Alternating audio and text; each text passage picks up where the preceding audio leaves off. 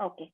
Hello and welcome to the third online certificate course on Indian foreign policy under Foreign Policy School and FPRC initiative. I am Pooja Srivatsan, an intern and student of the FPRC. We are honored to have with us today Professor Yagama Reddy, Professor Emeritus. Professor Reddy did his post-graduation in geography and went on to pursue his PhD in international studies, geopolitics, and regional geography from Sri Venkateswara University. He was a faculty member for about 3 decades, involved in multidisciplinary study and research at the UGC Center for Southeast Asian and Pacific Studies at Sri Venkateswara University. Besides being the awardee of the Australia-India Council Fellowship in 2005, he was also conferred with the Honorary Research Associate of Monash University, Melbourne in 2007. He has successfully completed 2 major research projects funded by the UGC and ICSSR. He has to his credit a host of publications, including 9 books, 5 edited volumes, monographs, and 88 papers, as well as 95 papers presented at the national and international seminars. He was an invited scholar to deliver lectures in India and abroad, as well as a visiting fellow at 2 universities in India. Professor Reddy delivered keynote address and valedictory address at the international seminars, besides doing radio talks. Professor Reddy was also the chairman of the Board of Studies and director of CSEAPS, and also served at the university as Dean of Development and Public Relations Officer at SP University. He was a member of the UGC Standing Committee on Area Studies in New Delhi, as well as a member of various professional bodies. We are honored to have you with us today, sir. We look forward to learning from your experience. Now, I would like to hand over to Professor Mahendra Gaur, Director FPRC, to continue with the proceedings. Thank you. Thank you, Pooja. Thank you for your comments. For your warm welcome to the guests.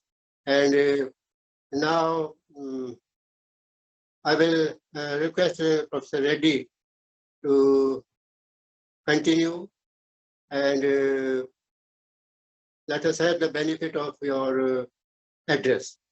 So over to you, Dr. Reddy. Thank you, sir. Thank you for having given me an opportunity to share my rudimentary ideas with the students. And in fact, I am very much thankful to you for the academic activities you have been carried out, and you have associated me with some of your academic programs. In fact, Foreign Policy Research Center has become the household name of many of those who have been seriously involved in research and teaching at various universities and institutions.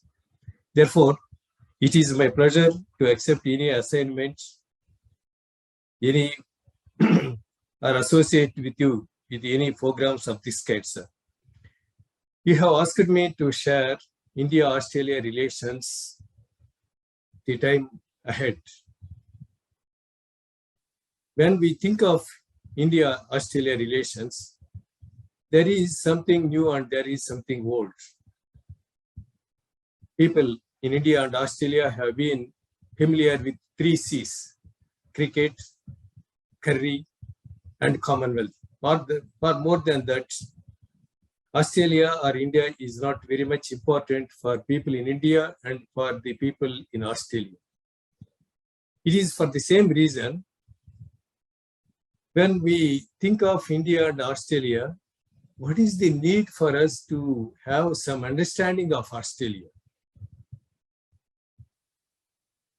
Australia, the Commonwealth of Australia came into existence in 18th century.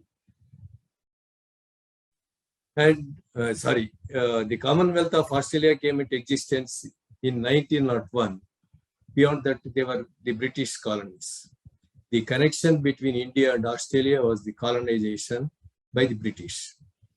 Having remained as colonial cousins for so long a period, having shared their geographical proximity as Indian Ocean littoral states, it is quite natural for many of us to think that these erstwhile British colonies or the Commonwealth states would get on well and would have developed better understanding of each other.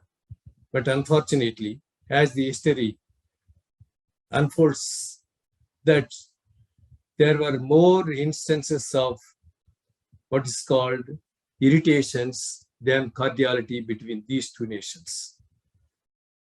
And the brief spells of cordiality was always intercepted by uncomfortable situations between these two nations. That's why it has time and again been pointed out that the history of India and Australia must be taken to the foreground. If history is forgotten, history would be repeated time and again. Therefore, there are many envisioned prospects between India and Australia, right from Alfred Deakin, who served as the Australian Prime Minister 3 times, who was the author of Irrigated India, wherein he had envisioned the prospects for India and Australia. But unfortunately, nothing sort of that kind had happened. In appreciation of the Indian soldiers' participation in First World War, he had developed a sort of positive attitude or soft attitude towards India. Therefore, he wanted to ameliorate the stringent conditions of the white policy. But whatever it may be, the white policy restrictions had incurred the wrath of Indian people. And for our information, even Indian students could not get admission in the Australian universities. It was simply on account of the racial superiority complex on the part of the Australians at that point of time. And given the statistics, the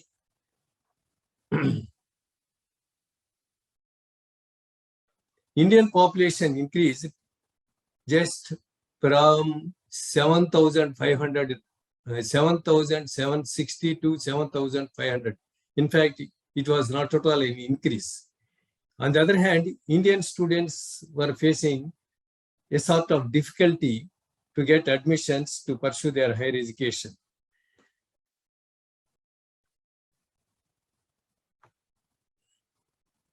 It was ideological divergence eclipsed benevolence and support. Unfortunately, the situation on the eve of post-independent era, there were many closer commercial links, and India had derived some benefits out of trade with Australia. And one of the diplomats, Yawat, who served as the Australian External Affairs Minister, he had envisioned mutuality of interest and sense of belongingness to a shared region. Spercy Spender, the architect of Colombo Plan, the Indian High Commissioner, another Australian Foreign Minister, Casey, they envisioned fruitful Australia-India partnerships. Indian Prime Minister and Australian Prime Minister Chefley had good perception of each other, enjoyed close relations, and Australia had then developed a better understanding of India's non-aligned policy, though it was not fully conceived at that time, but he had better grasp of Nehru's foreign policy pursuits. And even Australia collaborated with India on the issue of Indonesian independence movement.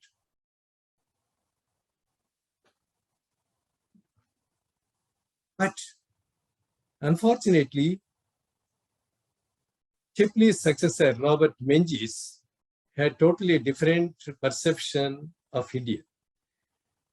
The problem starts between India and Australia was with respect to the security risks and differential methods of ensuring security. Nehru was very, very critical of the Cold War situation, but Menzies used to term security is a collective effort. Therefore, Australia had no option to become a part of the Western Bloc. India, neither mindful of Australia's negligence of India, nor interested to promote relations with Australia. I would like to cite any small incident. General Manekshaw, who was the High Commissioner in, not Manekshaw, General Kariyappa, who was the Australian High Commissioner, who was the Indian High Commissioner in Australia, became critical of the white policy. Immediately, Nehru responded, the demographic composition of any country, or for that matter, Australia, is of their own choice, and there is nothing for us to comment on it. Therefore, it is clear for that white policy restrictions had been imposed even in 1950s so much severe, so that Indians could not get any better deal, even though it was a colonial cousin, even though it was a Commonwealth connection. But surprisingly, in 1962, on the eve of Sino-Indian War, it was Australia which had come to the rescue, besides providing military assistance of every kind, besides participating in the joint military exercises in 1963. Australia had sent a strong signal to China that India is not a alone state. India would be taken care of if China thinks on the lines of any aggression further and more. It was joint military exercises participated by India, Australia, and United States. That was a totally different phase. And even Australia, under the Colombo Plan, had provided food supplies when India was reeling under the food shortage situation until 1960s, late 60s. But unfortunately, whatever Australia was thinking of India in terms of what is called cordiality, India remained aloof.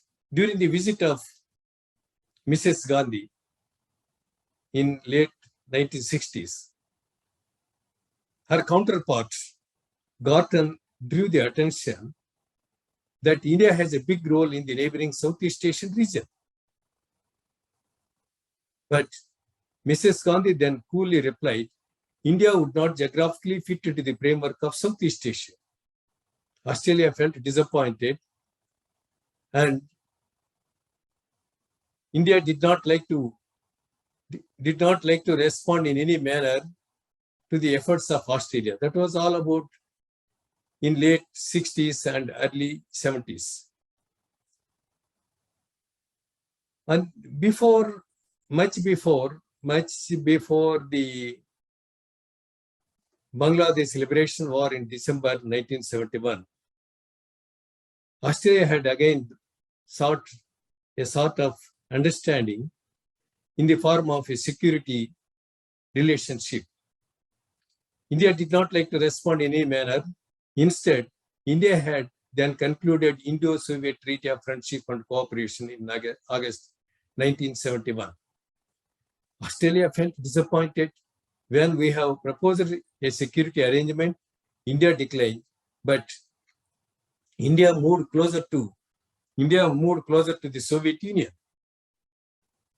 Without mindful about this kind of attitude of India, it was Australia that was the first Western Bloc country recognized Bangladesh in January 1972.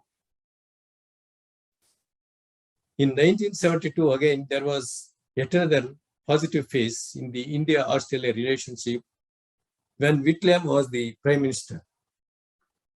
Let me not go into the details, but the statement he had made, it was the inability in forging very close relationships, and it was an anomaly. And it was something like poverty of communications as for India. When India exploded the nuclear tests in May 1974, there was a big resistance and opposition from Australia, like many other countries.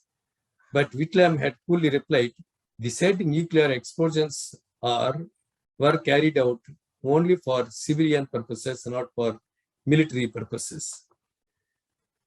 But unfortunately, in 1975, Whitlam was succeeded by Malcolm Prosser, who reversed the Whitlam's policy, and he favored the continuation of the US bases in the Indian Ocean.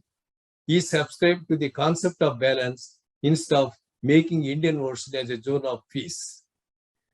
US withdrawal from Southeast Asia and India's naval capabilities created a sort of suspicion in Australia. It had widened the gulf between these two Indian Ocean littoral states until late 1980s. Australia looked at India as a key player in the South Asian politics, a champion of non-aligned movement, a critic of United States, an ally of the Soviet Union. Therefore, there was no charm for Australia to think of India in 70s and early 80s. Australia has no enthusiasm and India had no fascination towards Australia. It was what has been termed as a drift and discard attitude that had widened the gulf and that had created a situation of nonchalance. But the rapprochement in India-Australia relations was to be pointed out to the visit of Rajiv Gandhi in 1986 to Australia. His counterpart, Bob Hawke, had attached much importance to restore the relations, not merely in a ceremonial manner, but there were many scientific and technical cooperation agreements that had been concluded during that period of time. Cold War situation was something like the divergence between India and Australia on the matter of security considerations. But post-Cold War situation and the imperatives of globalization had reinforced the bilateral relations. There were a series of initiatives. India's Look East policy. Australia established Australia-India Council. Australia has reciprocated India's Look East policy by Look West strategy in 1994. India Today Festival was simultaneously organized in 4 major cities: Brisbane, Sydney, Melbourne, and Adelaide. And the Department of Foreign Affairs and Trade had brought out a publication, what is known as India's Economy at the Midnight Hour, India-Australia New Horizons campaign in 1906. During that period, it was thought that if Australians gained an impression, if the relations with India could not be improved, it would be disastrous for Australia's economic interest.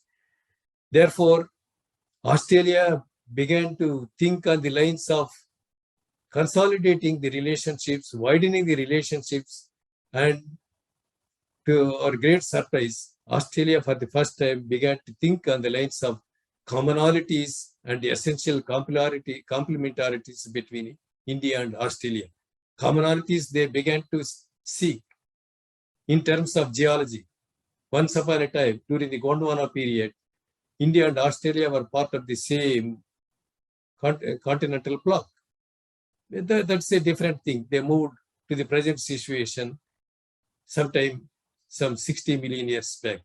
Because of that sharing same continental bloc, having remained as a part of the Gondwana land, Australia and India have many things common in geological formations and in mineral wealth.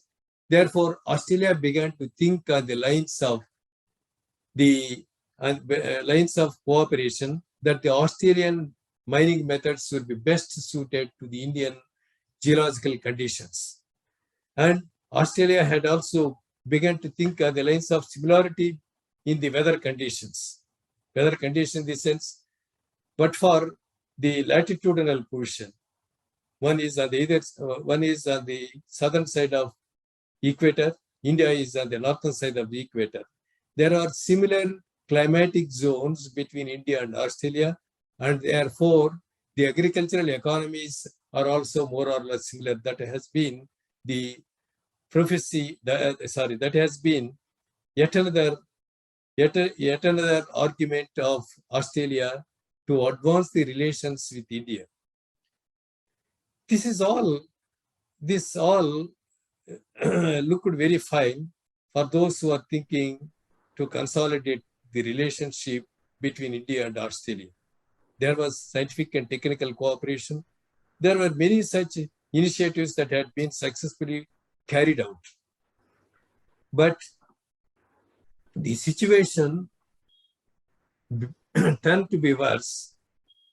All these prospects that Australia had been talking much about in late 80s and early 90s were not new for the Indians. These were all the geographical or geological commonalities and economic complementarities are all very much known to India, but Australia wanted to think in terms of forging some partnerships and cooperation. To make the matters more worse, India conducted the nuclear tests in May 98 again, after a lapse of some 24 years. It was Australia that was very much critical of India's nuclear tests. There were a series of sanctions, and the Australian High Commissioner in India was called to Canberra to take stock of the situation. There were many such unsuccessful diplomatic efforts made by Australia, including its efforts at the ASEAN Regional Forum meeting in Manila in July 98. And Australia insisted ASEAN Regional Forum to index India to impose certain sanctions.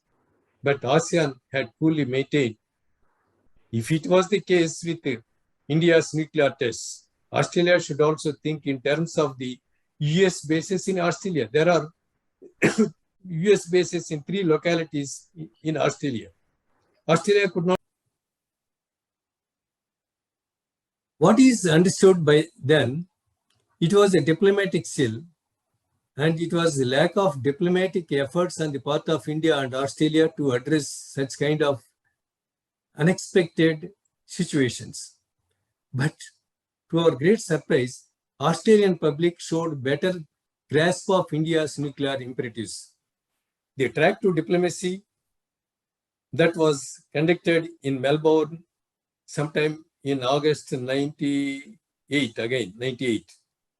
Australian peoples became very critical. Why Australia is drawing too much, reading too much of the India's nuclear tests when it has some US bases right on the soil of Australia. Therefore, the situation turned to be in favor of India at the people's level. And it was about the same time, Australia, which was also critical of the US, critical of India's nuclear tests, began to reconcile to the reality and had developed a better understanding of the compulsions of India for the nuclear tests in the context of Southeast Asian situation. Therefore, United States began to move closer to India. The then US President made a visit to India in March 2000. Australia sent none other than the External Affairs Minister Alexander Downer to take stock of the situation on the eve of the US President visit to India. That was in March 2000. After a lapse of 3 months, the then Australian Prime Minister Howard made a visit, what he called as fence mending mechanism, to restore the bilateral relationship and to move further and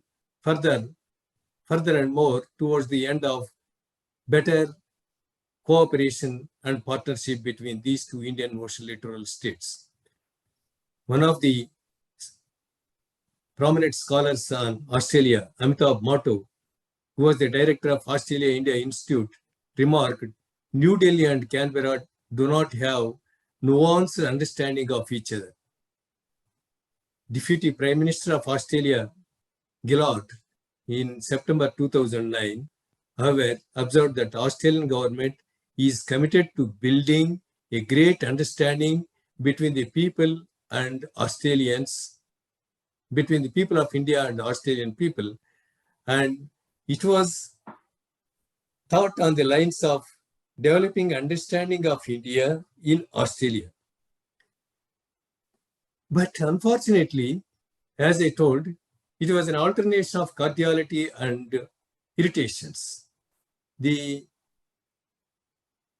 earlier Howard government had taken a decision to sell uranium for peaceful purposes by India. But his successor, Kevin Rudd, had reversed the decision of selling uranium to India. He had imposed a ban on the uranium soils, and he was identified as a key impediment to a security relationship between India and Australia. That was the impression of the Australians as well.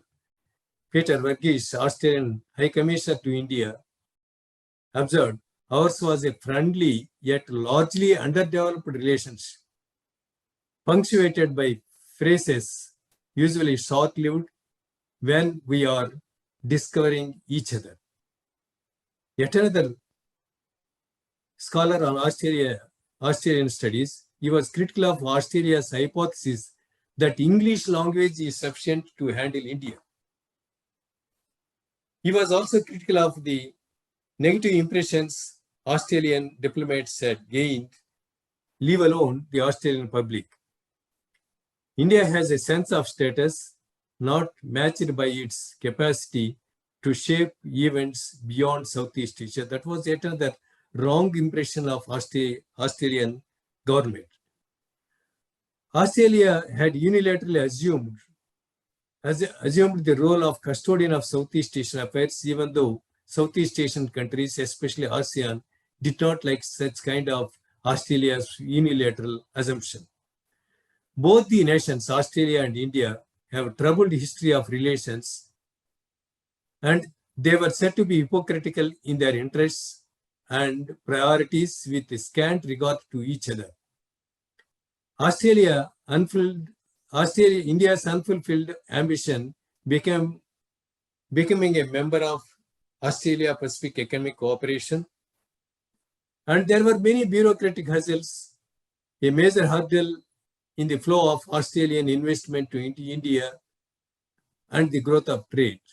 It was the concern of India as well as Australia for the slow phase of India-Australia relations. India-Australia relationship faced confrontation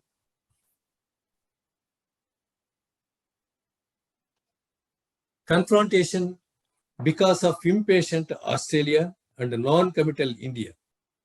It was nonchalant attitude vis-a-vis Australia's fascination for India. Australian Prime Minister Rudd belatedly included India along with US, China, Japan, and Indonesia in the foreign policy pursuits of Australia. Former Indian Foreign Secretary Shyam Saran had made pertinent remarks, less about acts of commission than about acts of omission. And avoidance of decision making is yet another problem. Continuing reluctance to acknowledge that the post-independence framework can no longer meet the domestic and international challenges. India could not reconcile to the realities of the post-Cold War situation even after 50 years. Australian Foreign Minister Stephen Smith supported India's bid to join APEC. India Foreign Minister Pranab Mukherjee reciprocated the gesture, and he favored Australia's inclusion as an observer in SAARC. Kevin Rudd in 2009, during his visit to India, observed India and Australia were natural partners destined to become strategic partners, to take the relationship to the level of strategic partnerships. Right? Great damage has been done on account of his policies at the beginning of his term. Australia is neither a major power inherently important to India. The importance of India to Australia's national prosperity began to be realized, and the quadrilateral initiative was yet another yet another situation. But the thing is, even as the Australia has been showing some gestures, and Australia began to think on the lines of consolidating the relationship, Australia's unmindful activities had always been there. Kevin Rudd announced Australia's withdrawal from the Quadrilateral Initiative, which came into existence in 2008. Nonetheless, a research by Lowy Institute of International Policy observed that 61% of the respondents viewed string of attacks on Indian students as a reminiscent of the continuation of the white policy. Unfortunately, the attack on Indian students had caused yet another irritations in the relationship between India and Australia. Both are apprehensive of China's insatiable interests and hefty actions, but have differential expectations and preferences. Despite their abiding interest in the maintenance of a stable strategic balance in the Indo-Pacific region, they suffer from lack of symmetry in the modus operandi due to the exigencies of geography and geostrategy. Let us bear in mind, Australia always identified as a Pacific littoral states as well as Indian Ocean littoral states. Sometimes they talk about the advantage of double ocean geography. Sometimes the Pacific school of thought, that is the Sydney-based diplomats and scholars, have always been think on the lines of their inclination towards India. Australia had time and again been reminded of itself about the trading prospects with China, selling its uranium, selling its coal. These are the lucrative trading benefits for Australia to have some sort of preference to China vis-a-vis India. Uncertain of their alignment, that is India's position in the event of a confrontation with China. What would be the stand of Australia if such Sino-Indian confrontation, in the event of Sino-Indian confrontation? What would be the India's reaction in the event of a conflict between US and China? These are still some uncertainties that are not properly advised either by India and Australia. Again, Rudd observed that India and Australia bridged to the Asia-Pacific community. And he lobbied successfully for India's inclusion in G20 meeting. Through shared membership of multilateral institutions, he expected that India and Australia would become natural partners to resolve their issues facing the region. Unlike Rudd, who was quite oscillating in its policies towards India, Australian Prime Minister Julia Gillard observed India would be ranked in the same category of strategic importance for Australia as the United States, Japan, China, South Korea, Indonesia. She also tipped over the ban on uranium sale to India if it is meant for civilian purposes. But what is more important, neither country, neither Australia nor India is central to each other's strategic planning, yet both influential in the regions about which other wants to deeper understanding, but there is little understanding that each is crucial element in the other's security. It is testifying to mutual ignorance and negligence. Let us bear in mind, it was grossly on account of the mutual ignorance and negligence. India began to think that Australia, on the lines of the cricket matches, Indian people always bear in mind that Australia is a land of kangaroos, but for that Indians do not have any understanding of Australia. And there were many instances that there is a big desert in Australia. With 10% of the crop agriculture land, Australia could produce more food grains capable of exporting to other countries. That fact was not known to Indians. Similarly, Australians have clearly neglected India, and Australians are poor in the knowledge about India's cultural environment.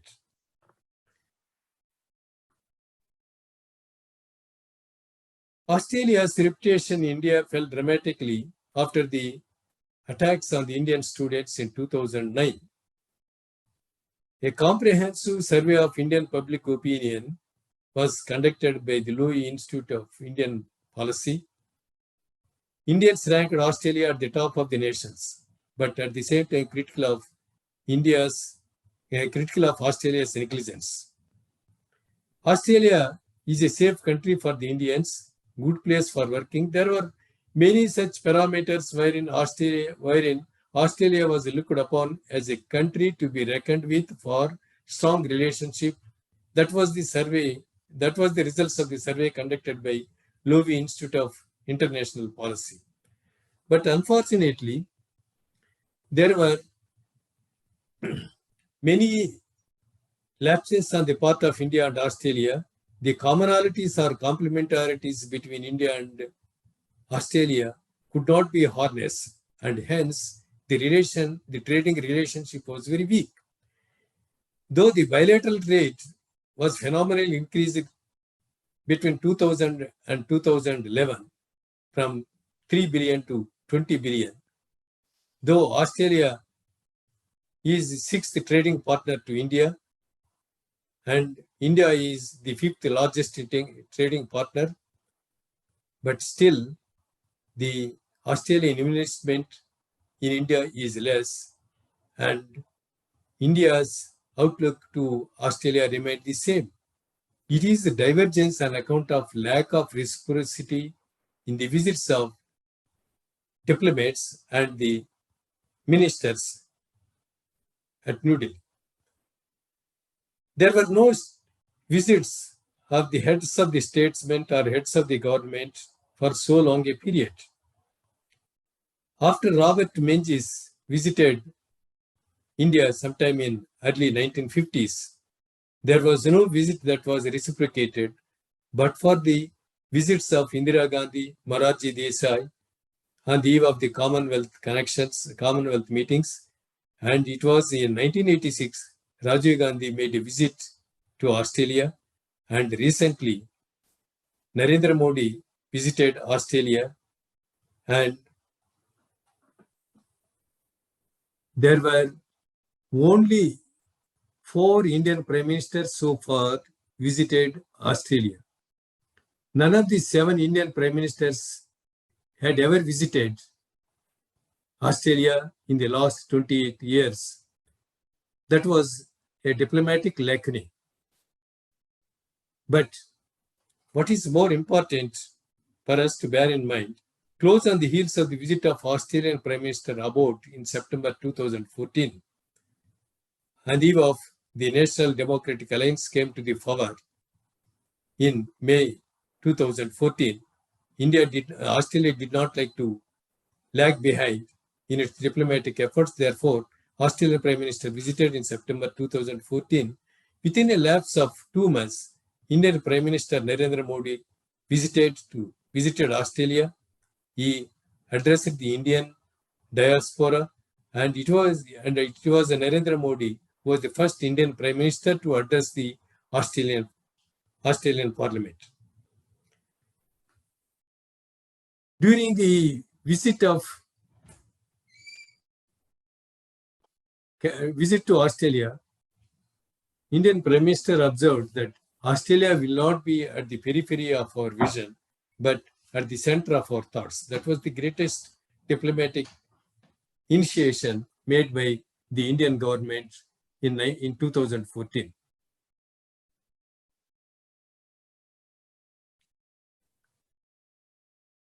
And again, it was in the routine. It was in routine in nature. Both India and Australia began to think to strengthen the relationship through the people-to-people links, enhance mutual understanding, improve the relationship to the strategic partnership. These are all the common diplomatic initiatives. Modi, during his visit to Australia in 2000 November 14, called upon the unity to contribute to New India for his Make India initiative, and he wanted India-Australia relations need to transcend the three C's and embark on the strategies to deepen the trade, security, cultural, education, and services ties that together provide a considerable fillip to the bilateral relationship. In 2019, recently, Horse Index was the naval exercises that were held in the south of the Indian coast in Bay of Bengal region. Now, what is more important for us to bear in mind, over a period of time, both are the members of G20, Commonwealth, Indian Ocean Region Association for Regional Cooperation, ASEAN Regional Forum, East Asia Summit, Asia Pacific Partnership on Climate and Clean Environment, and 5 interested parties in the WTO context, besides Australia's observer status in SARC.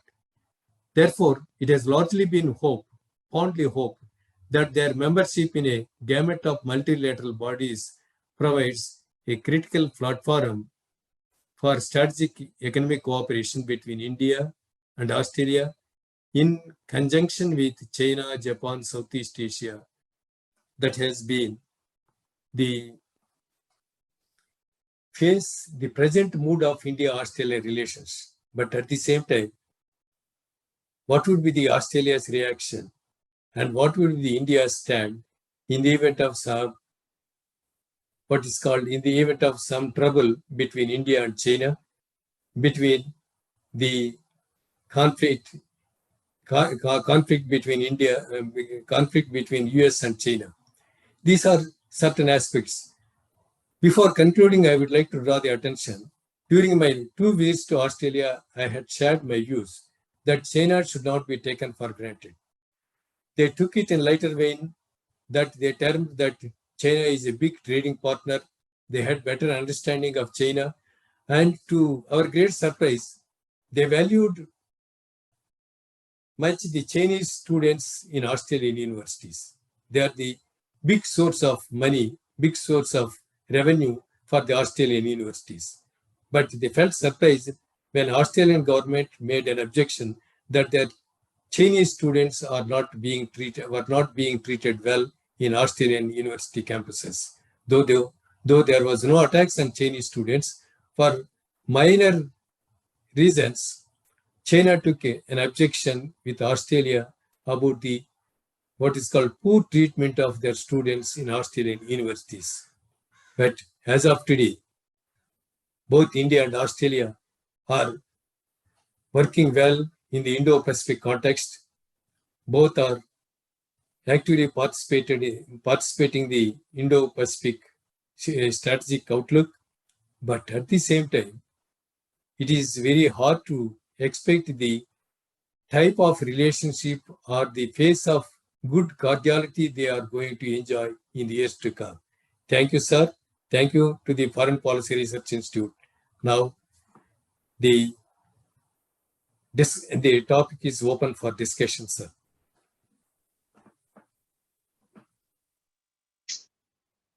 Thank you, Dr. Reddy, for very comprehensive discussion of India-Australia relations. It is a long story, and you have tried to cover all the important aspects of relationship between the two countries. I would like to add 2 points to what you have already observed, that the two nations have taken very long time to know each other, to appreciate the problems and the issues that confront them. And I think the pace should have been a little, more. I mean, they should have taken a step. And it was, the unknown factor that was preventing the two nations to come together. Except for Australian wheat and, coal, we were just not looking to the other side of the relationship.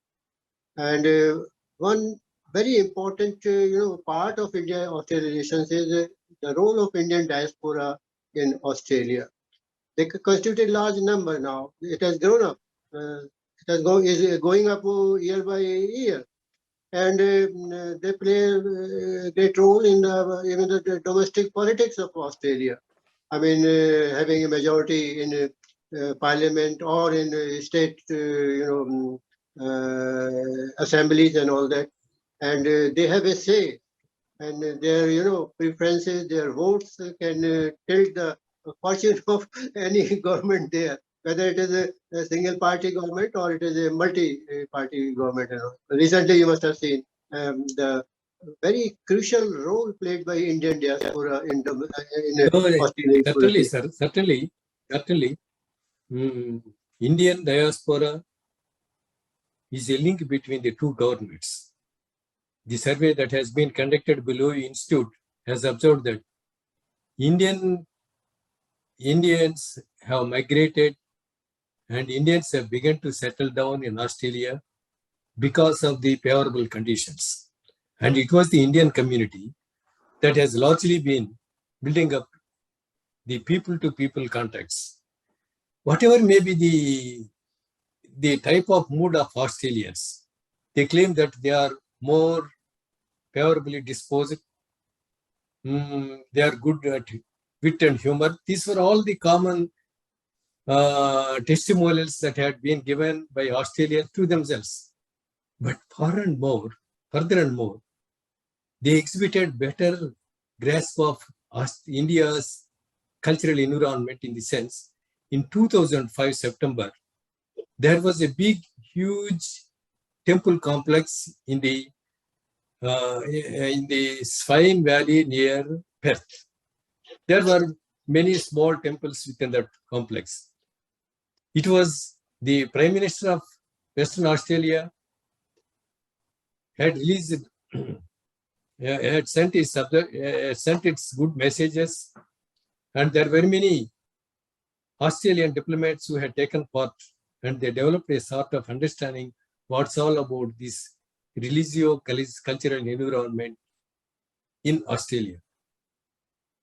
Again, in Sydney, there were many temples for Siddhi Sai Baba, temples for Ganesha, temples for Lakshmi.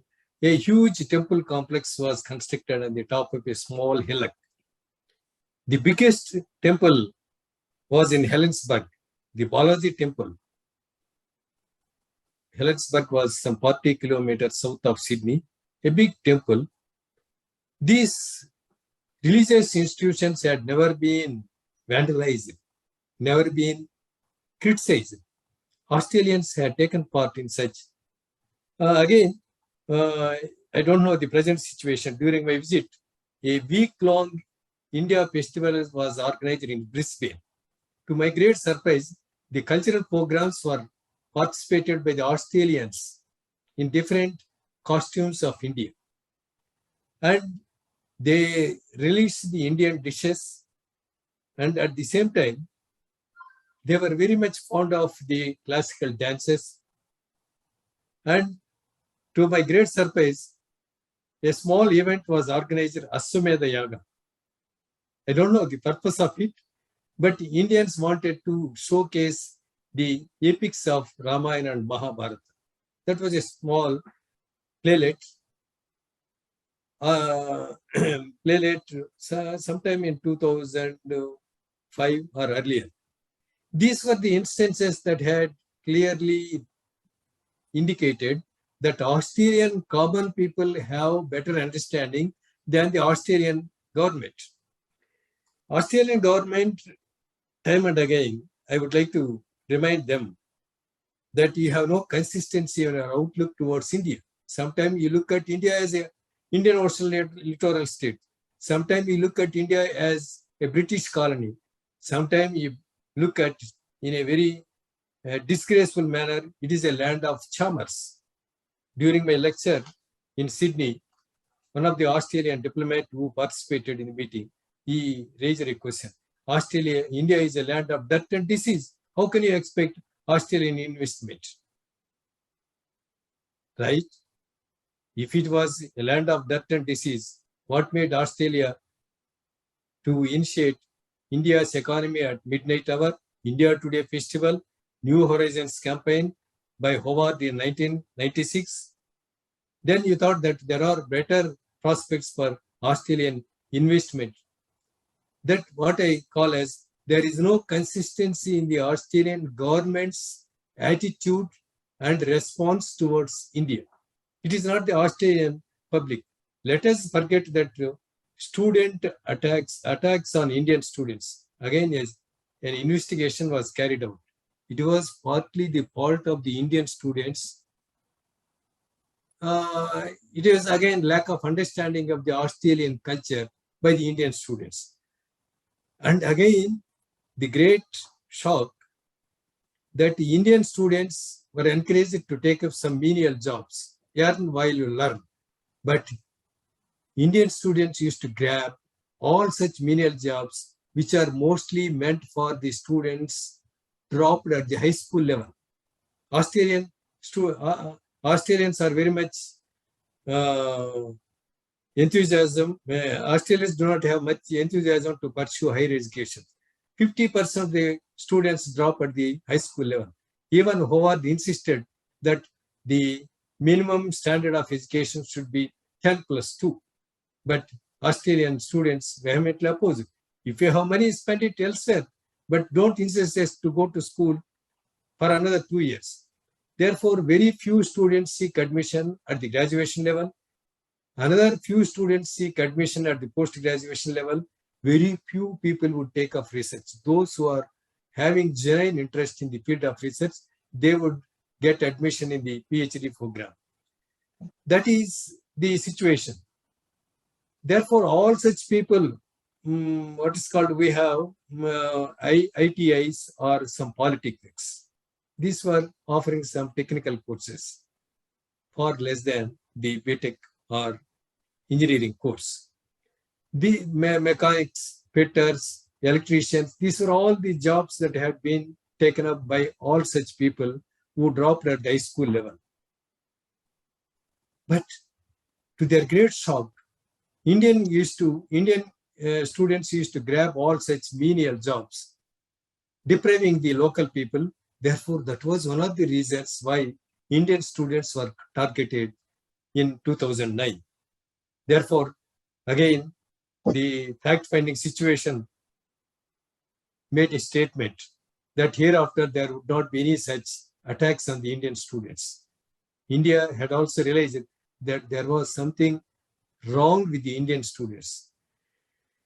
But what is more important, if India had time and again remained aloof, Australia had also equally neglected India. Because of that kind of attitude, the statement for any researcher on India-Australia relations, Australia neglected India, India remained aloof. India has no interest to further the relations with Australia, and Australia to have no charm towards India. This has been the fact. On account of such attitude, on account of such situation, Rudd had withdrawn from VAT initiative. Rudd had imposed its ban on the uranium sale. These are all the common situation. And again, at the ARF meeting in Manila 98, Australia's reaction was vehemently opposed by the Indians. ASEAN countries remained cool, but Australia's reaction was more strident than any other country. Sir, please. Dr. Reddy, you have reminded me of that Balaji temple in Sydney. I happened to go there with Balaji temple. Right, it is a wonderful place. It is a wonderful place. and the prasad you get there is something very, very, auspicious. And so far, the attack on the Indian students is concerned, the growing number of Indian students, is growing every year, running into lakhs and all that. But This after is, the students, as you have explained, that menial jobs which Australians don't prefer to do are taken up by Indian students just to make up their expenses in Australian universities. And it is not the graduate or postgraduate degrees that they go for. They go for vocational courses. After getting vocational course qualification, that is for 10 plus 2 students, they are qualified for PR, and after 3 years they become Australian citizens. So the ultimate goal of these students is not to get education at the lower level. It is just to get PR and citizenship status, and that attracts them because the employment opportunities are there for such jobs and all that. So far the attacks on Indian students are concerned, I was there in 2009-10, and I met and I interviewed so many Indian residents there. And they said these attacks are not racial in nature. Actually, these are the misdeeds of drug addicts. I mean, drug peddlers. I mean, criminals who live in suburbs and all that. And when Indian students after returning from their job during late hours, when they come to their residences, they just target them and loot them. So it was not racial in nature, I tell you. These not attacks were racial. not never racial. It was petty criminals who were doing all this to get money to have for their drugs and all that. So one thing is very clear about it. I mean, Australian government also, there was a lot of hue and cry in India, but when investigations were done, it was found that it is not racial in nature. And secondly, I would like to tell you about the trade relationship between two countries. There have been restrictions on the Australian side. Amul is not allowed. I don't know now, but till long back, Amul butter was not allowed in Australia. I had gone to many Indian shops there, and I asked them, "Do you have Amul?" Well, they said no. It's banned here. They have their own, butter industry flourishing in Australia, and they will not allow Amul to compete. I have no idea about the present. I haven't asked. Sir, this But was amply explained by Australians that the quality standards of India is a question for the Australians.